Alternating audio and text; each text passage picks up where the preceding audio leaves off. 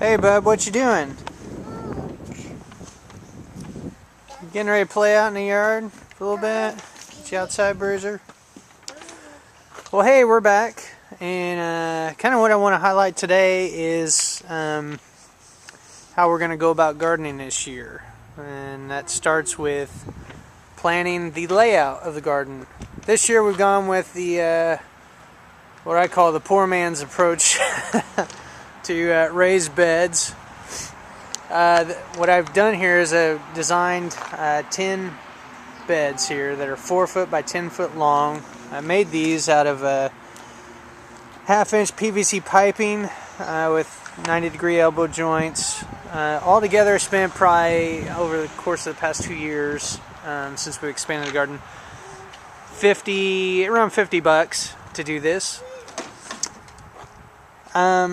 There are a lot of advantages to having this design. A lot of them we saw last year, which was our first year of doing this. But number one, it's durable. And this piping is going to last a long time, if not forever, as long as we don't stomp on it or break pieces of it or whatever with bricks or whatever would happen. But even if that were to happen, the parts are interchangeable. It'd be pretty easy just to buy another segment of piping, cut it to fit. I didn't cement any of the joints, so I can take all this apart, clean it, put it back together again. Also, the design is very flexible. I mean, I can configure this any number of different ways. I can make the bed smaller. I can make them larger. I could do a combination of small beds, large beds.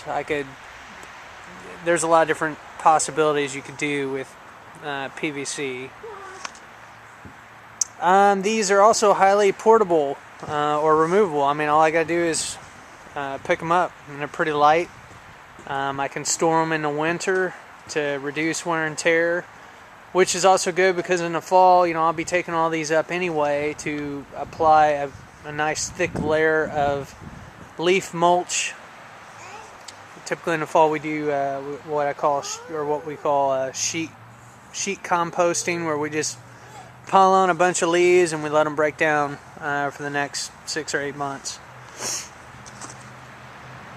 One other thing about this design is that it's aesthetically pleasing to the eye. It's got a nice clean look. Everything's kind of defined.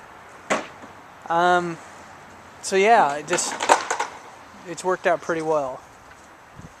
Some other reasons why you might consider going with this approach or doing something along these lines is that when you define the beds like this, the first thing is you establish walking paths, which helps you to reduce or limit your actual walking around in the growing areas, and so you reduce or eliminate soil compaction.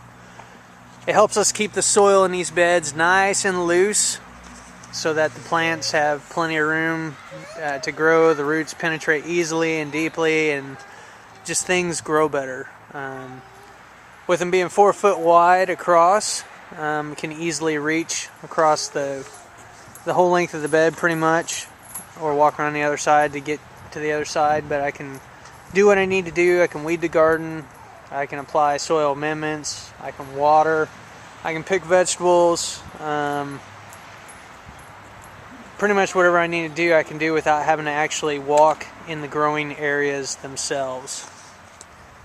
And also by doing that, my efforts are concentrated. I'm not wasting water or fertilizer, amendments, not having to weed all over the place as much. My efforts are concentrated in these beds. The growing area is defined, and probably the last thing that I would say that really helps with having this design like this is that it helps me plan for the next year or do crop rotation. Just a little bit on crop rotation. Basically what I've read, what Elliot Coleman, who's a big time organic grower, what he says is that crop rotation is worth everything else you would try to do to increase your productivity put together or combined. That's how many benefits or advantages there are of moving your crops around each year. If you grow, let's say for example, you grow tomatoes in the same spot year after year after year, the chance of them being susceptible to disease or pests just increases exponentially.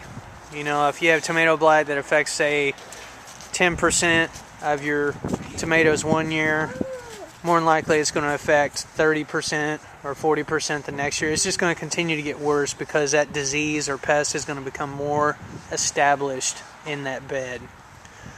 So by moving things around, we accomplish two things. We limit the effects of disease and pests, because when the plants are in a different spot, when that disease or pest crops up after overwintering in the soil the previous year, when it crops up the next year, that vegetable is no longer there for them to prey upon. And so we can starve those pests or diseases out. And number two, if you do your crop rotation right, the nutrients that a vegetable or crop would take out of the soil one year, you could follow that the next year with a crop or vegetable that would put that particular ingredient back into the soil. For example, if you grow cabbage or tomatoes, like a leafy crop that requires a lot of nutrients, a lot of nitrogen, you could follow it the next year with peas or beans, which those crops are soil builders. They put into the soil more nitrogen than they take out. So there's a lot of advantages, just a lot of cool stuff that you can read up on and study as far as how different crops complement other crops. You know, a lot of farmers will do that. They'll plant corn in the fields, you know, on a large scale one year, and then they'll switch things around and do soybeans or beans the next year, and so on and so forth. So anyway, that's what we're doing this year. That's kind of one of the methods to my madness of gardening. Bub, you got anything to say about that? No. No? Well, hopefully we get a lot of vegetables this year, huh, Bub? Can you say big tomato? No. Alright. Tomatoes. Can you say big tomato? No. Can you say bye? No. Alright, well, until next time, that's it.